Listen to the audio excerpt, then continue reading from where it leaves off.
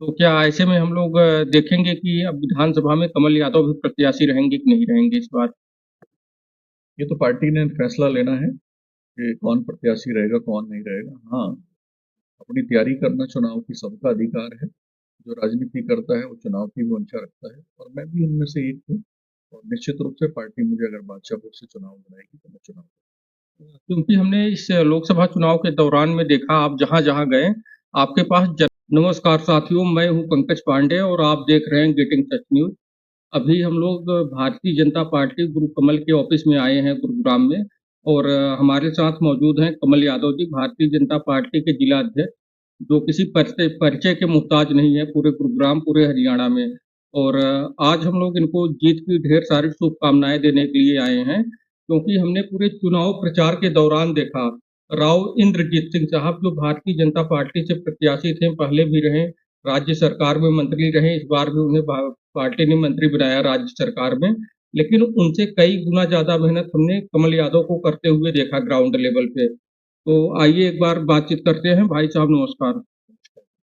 हमने देखा, आपने प्रत्याशी से ज्यादा मेहनत किया और बहुत सारा मेहनत किया, लेकिन अच्छी जीत दर्ज की आपने हरियाणा में। लेकिन 5 ही सीट पार्टी ने निकाल पाई। तो क्या कमियां रह गई कि बाकी की सीटें नहीं निकल पाई हरियाणा में? पहली बात तो मैं गुरुग्राम लोकसभा की सभी मतदाताओं का धन्यवाद करता हूँ जिन्होंने गुरुग्राम लोकसभा को भारतीय जनता पार्टी के टिकट पर राव इंद्रजीत सिंह जी को तीसरी बार जिताने का प्रयास किया और इसमें हम सफल भी हुए। उसके लिए मैं सभी मतदाताओं का और हमारे सभी कार्यकर्ताओं का धन्यवाद करता हूँ। रही बात भागदौड़ की, तो निश्चित रूप से प्रत्याशी जो हमारे राव इंद्रजीत सिंह जी हैं उन्होंने ही सबसे ज्यादा मेहनत की है, ऐसा नहीं है। और हम तो उनके टीम के एक हिस्से हैं और उनके साथ मिलकर के हम लोग लेकिन ग्राउंड लेवल पे देखा गया जो है पूरे गुरुग्राम में, मतलब चर्चा थी इस बात की कि कमल यादव जो है ज्यादातर एक्टिव थे फील्ड में। और सारी बातें तो ठीक है, आपको जीत की ढेर सारी शुभकामनाएं कमल भाई। लेकिन क्या कमियां रह गई कि 5 सीट हरियाणा में ही नहीं, इस बार बीजेपी का प्रदर्शन लगभग जो है बहुत सारे राज्यों में खराब रहा। तो मोदी जी से तो कोई नाराज नहीं है जो भारतीय जनता पार्टी का वोटर है, लेकिन प्रत्याशियों में बहुत सारी कमियां रही। बहुत सारे राज्यों में, हरियाणा में भी और स्टेट में, लोग चाहते थे, जो भारतीय जनता पार्टी के कोर वोटर थे, वो चाहते थे कि इस बार प्रत्याशी चेंज हो जाए। लेकिन पार्टी ने प्रत्याशी चेंज नहीं किया, इसलिए बहुत सारी जगह मोदी जी चुनाव हार गए, मोदी जी का जादू चल नहीं पाया। तो इस पे आप क्या कहेंगे सर? न सरकार के कामों में कोई कमी थी, न प्रत्याशियों में कोई कमी थी, न कोई चयन प्रक्रिया में कोई कमी। अगर कहीं दिक्कत आई तो वो कांग्रेस के जो लोग थे, विपक्ष के जो लोग थे, उन्होंने जनता को बरगलाने का काम किया, गुमराह करने का काम किया और एक सब्ज बाग दिखाने का काम किया कि 8,500 रुपये हर महीने खाते में आ जाएंगे, 1 लाख रुपए खाते में डाल देंगे, खटाखट का राम दिया। खटाखट खटाखट। और जो गुमराह करने का काम किया उसका नतीजा ये निकला। दूसरा विषय ये था कि जो संविधान बदलने की जो बात थी, लोगों को बहकाया गया कि संविधान बदल दिया जाएगा, जबकि ऐसा कुछ था नहीं। हमारे पास तो मैंडेट पहले भी था 2 योजनाओं से और एक बहुत अच्छा मैंडेट हम चला आ रहा था। इस प्रकार की कोई मंशा होती है अगर प्रधानमंत्री जी की, वो पहले भी हो सकता था। लेकिन इस प्रकार की ना हमारी नीति खराब है, ना नीयत खराब है, ना हमारी नीति में खोट है, ना नीयत में खोट है। और ना संविधान बदलेगा, ना किसी प्रकार की कोई और बात होगी। और जो कांग्रेस ने जो बरगलाने का काम किया उसका नतीजा ये रहा कि लोग थोड़ा बहकावे में आ गए उस समय में और कुछ सीटें कम हो गई। कांग्रेस के साथ जो इंडिया गठबंधन था जो है, सब लोगों ने पूरे देश में घूम के प्रचार किया कि इस बार अगर भारतीय जनता पार्टी की सरकार बनती है तो संविधान को खत्म कर देंगे ये लोग, आरक्षण को खत्म कर देंगे। और इसमें जो है इंडिया गठबंधन लगभग लगभग सफल हुई जो है, क्योंकि जो दबे निचले जात के लोग हैं, जैसे एससी वाले हो गए और इनसे भी नीचे जो एसटी में आते हैं, सभी लोग इंडिया गठबंधन के बहकावे में भाग गए थे कि आरक्षण खत्म हो जाएगा, आरक्षण खत्म हो जाएगा। तो ऐसा कुछ हुआ नहीं और होगा भी नहीं, मोदी जी ऐसा करेंगे भी नहीं। लेकिन इंडिया गठबंधन सफल कैसे हो गई ऐसे? लेकिन कांग्रेस ने हमेशा झूठ की राजनीति की और हमेशा इस देश को बरगलाने का काम किया है। दबे कुचले शोषित लोगों को और दबाने का काम किया। पिछले 70 साल के राज में उन्होंने, आप हम सब ने देखा है किस प्रकार से गरीब गरीब होता चला गया और अमीर अमीर होता चला गया। ये पहली सरकार ऐसी आई 2014 के अंदर जिसने अंतिम पंक्ति में बैठे व्यक्ति के बारे में भी सोचा। किसान, गरीब, युवा, महिला, सबके बारे में अगर किसी ने सोचा तो आदरणीय नरेंद्र मोदी जी ने सोचा, जो कि कांग्रेस के समय में लोग दबे हुए थे, जिनके पास मकान नहीं थे, गैस नहीं थी, चाहे उनके पास शौचालय नहीं थे। मतलब कौन सी ऐसी चीज है जो मोदी जी ने इस देश के अंदर लागू नहीं की या गरीबों तक नहीं पहुंचाने की कोशिश की। हर चीज, हर वर्ग का ध्यान रखा तो प्रधानमंत्री नरेंद्र मोदी जी ने रखा।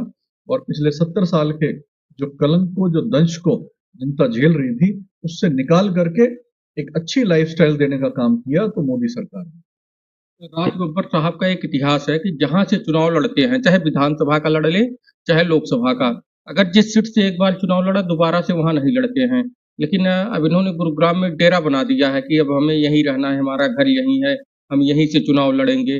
तो अब ये क्या साबित करना चाहते हैं कि विधानसभा में चुनाव लड़ेंगे या अगले लोकसभा की तैयारी कर रहे हैं बब्बर? वो तो राज बब्बर जी ही बताएंगे कि क्या तैयारियां कर रहे हैं क्या नहीं। वो, उनके बारे में मैं क्या बता सकता हूँ, तो राज बब्बर जी बता पाएंगे मेरे ख्याल से। चलिए ठीक है, लेकिन आज मैं आपसे ज़्यादा प्रश्न नहीं करूँगा, क्योंकि मैं आपको शुभकामना देने आया था, पार्टी जीत गई जो है और आपके नेतृत्व में अच्छा काम हुआ। लेकिन मेरा एक लास्ट प्रश्न है, आप बुरा मत मानना, मैं सेक्टर 11 में रहता हूँ और आप भी बगल में ही रहते हैं पास में। लक्ष्मी गार्डन हो गया, ओम नगर हो गए, आस-पास के जो 1-2 किलोमीटर के रेंज में जो गाँव हैं वहाँ पे आबादी क्षेत्र, वहाँ पे बिजली की बड़ी समस्या रहती है कमल भाई।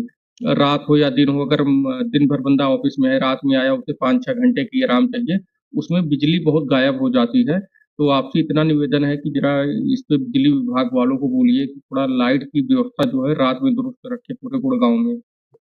देखिए, गर्मी का समय है, निश्चित रूप से बिजली की कंजम्पशन भी ज़्यादा है।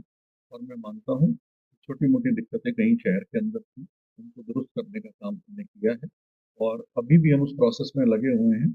लेकिन कंजम्पशन इतनी बढ़ गई और गर्मी इतनी तेज़ थी कि हर फीडर पे लोड बहुत ज़्यादा था और ट्रांसफार्मर्स पे लोड ज़्यादा था और एक बिल्कुल रेगुलर चलते-चलते बर्स्ट होने का काम होने लगा था। तो बीच में कट लगाने पड़े ताकि उनको कूलिंग का टाइम मिल सके। इस वजह से थोड़ी बहुत समस्याएँ हैं। अगर इस प्रोसेस को नहीं करेंगे, तो वो पूरा सिस्टम एकदम से बैठ जाएगा, ऐसा मेरा मानना है, जो मेरी पीछे भी बात हुई है। लेकिन आने वाले दिनों में देखेंगे कि आपको पहले भी बिजली की कोई समस्या नहीं थी, आगे भी नहीं रहेगी। ये एक 10-15 दिन का पीरियड है, इसमें थोड़ी दिक्कत आती है। आपकी लीडरशिप में पूरे गुड़गाँव में चुनाव बहुत अच्छा रहा, लेकिन अब हुँ। विधानसभा की तैयारी धीरे-धीरे हरियाणा में होगी। तो क्या ऐसे में हम लोग देखेंगे कि अब विधानसभा में कमल यादव भी प्रत्याशी रहेंगे कि नहीं रहेंगे इस बार? ये तो पार्टी ने फैसला लेना है कि कौन प्रत्याशी रहेगा, कौन नहीं रहेगा। हाँ, अपनी तैयारी करना चुनाव की सबका अधिकार है। जो राजनीति करता है वो चुनाव की भी मंशा रखता है और मैं भी उनमें से एक हूँ। और निश्चित रूप से पार्टी मुझे अगर बादशाहपुर से चुनाव लड़ाएगी तो मैं चुनाव क्योंकि हमने इस लोकसभा चुनाव के दौरान में देखा, आप जहाँ-जहाँ गए, आपके पास जनमत बहुत है, लोग जानते हैं। जैसे राव इंद्रजीत सिंह साहब हो गए, उनका जो है अहिरवालों में बहुत अच्छा पकड़ है। हमने उसी प्रकार देखा पूरे इस लोकसभा के चुनाव में कि अहिरवाल से लेके अन्य 36 बिरादरी तक आपकी पकड़ जो है कम नहीं है साहब। निश्चित रूप से मैं लंबे समय से समाज के अंदर काम कर रहा हूँ और लोगों के सुख दुख में हमेशा खड़ा रहा हूँ। मेरा कोई राजनीतिक ऐसा बैकग्राउंड नहीं है कि मैं किसी राजनीतिक फील्ड से हूँ। मैंने तो अपनी पहचान अपने आप काम के बलबूते पे बनाई है और मेरी पार्टी ने मुझे समय समय पर काम दिया है और उस काम को मैंने बखूबी निभाने का प्रयास किया है। और आज जिलाध्यक्ष की जिम्मेवारी मुझे जनवरी के अंदर मिली थी और मात्र 3-4 महीने के अंदर ही चुनाव भी आ गए और चुनाव के रिजल्ट्स भी अच्छे आए मेरे। तो कार्यकर्ताओं ने बहुत अच्छी मेहनत की है, जिसका नतीजा ये रहा कि हम अपने गुरुग्राम जिले से लगभग 3.25 लाख वोटों से हमने अपने प्रत्याशी राव इंद्रजीत सिंह जी को संसद में भेजने का काम किया, यहाँ से जिता करके, अपने जिले से जिता करके भेजा है। थोड़ा मेवात जिले में, नूंह जिले में थोड़ी दिक्कत रही वोट की, तो वहाँ से हमारा मार्जिन घटा है, लेकिन मेरे जिले में आकर के 3.25 लाख का मार्जिन यहाँ पे रहा है। तो मैं धन्यवाद करता हूँ सभी मतदाताओं का, कार्यकर्ताओं का। और लोगों का प्रेम है, काम करते-करते लोग अपना समझते हैं, अपना भाई समझते हैं, अपना बेटा समझते हैं और मुझे प्यार करते हैं। तो इसके लिए मैं उनकी दिल की गहराइयों से धन्यवाद भी करता हूँ और उनका आशीर्वाद मेरे ऊपर हमेशा बना रहे।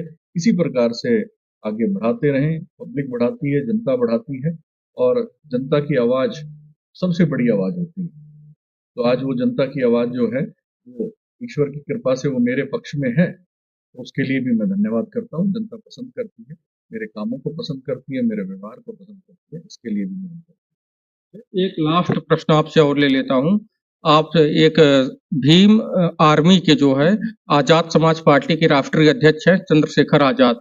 आप उन्हें जानते हैं कि नहीं जानते? मैं पर्सनली उनको नहीं जानता हूँ। उनके बारे में मैंने ज़रूर देखा है, टीवी पे देखा है, समाचार पत्रों के माध्यम से देखा है, सोशल मीडिया के माध्यम से देखा है, लेकिन व्यक्तिगत मेरा उनसे परिचय नहीं है। चलिए ठीक है, मैं आपको जल्दी-जल्दी बता देता हूँ कुछ ही शॉर्टकट में। 2014 में भारतीय जनता पार्टी की सरकार बनी मोदी जी की और उसी टाइम उनको जेल में डाल दिया गया। उन्होंने उत्तर प्रदेश में कुछ बड़ा दंगा आंदोलन कराया, काफ़ी सरकारी प्रॉपर्टी, प्राइवेट प्रॉपर्टी जल के राख हो गई, उनके ऊपर मुकदमा लदा और तमाम धाराओं में उन्हें दिल्ली के तिहाड़ जेल में रखा गया था।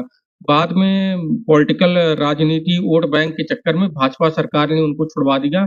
बात छूटने के बाद उस बंदे ने भीम आर्मी का गठन किया और कुछ साल बीतते ही बीतते आजाद समाज पार्टी बना दी और उन्होंने चुनाव भी लड़ा। विधानसभा में उन्होंने योगी जी के खिलाफ चुनाव लड़ा, गोरखपुर से, वहां से हार गए। इस बार नगीना वाले सीट से चुनाव लड़ा और बातचीत उनका जो है मतलब रोड छाप गुंडों की तरह है। तो ऐसे में जनता ने उन्हें संसद के लिए सांसद क्यों चुन लिया? देखिए, मैंने जैसे आपको पहले भी कहा, मेरा उनसे कोई व्यक्तिगत परिचय नहीं है, तो इसलिए मैं कोई टिप्पणी करने से पहले मैं जानना ज़रूर चाहूँगा कि वे उनका किस परिवार का है। और रही बात, आपने कहा कि भाजपा ने उन्हें जेल में डाल दिया और निकाल दिया, ये सब कानूनी प्रक्रियाएँ होती हैं। भारतीय जनता पार्टी ना जेल चलाती है, ना पुलिस चलाती है, ये सब प्रशासन के काम होते हैं। अगर प्रशासन को लगा कोई अपराध था तो उनको जेल में भी डाला, उनको लगा कि अब उनका या प्रूव नहीं हो पाया, जो भी वजह रही, उनको छोड़ना था तो छोड़ दिया। ये ना इसमें भारतीय जनता पार्टी जेल में डालने में थी, ना निकाल। चलिए ठीक है, तो आज हम लोग भारतीय जनता पार्टी के जिला अध्यक्ष कमल यादव को और भारतीय जनता पार्टी को शुभकामनाएं और बधाई देने के लिए आए थे कि कमल यादव भाई के नेतृत्व में राव इंद्रजीत सिंह साहब जो है अच्छे वोटों से पूरे गुरुग्राम में जीत हासिल की, कांग्रेस प्रत्याशी राज बब्बर को हरा के। आगे की खबरों में बने रहने के लिए गेटिंग सच न्यूज को लाइक करें, शेयर करें, सब्सक्राइब करें। जय हिंद, जय भारत।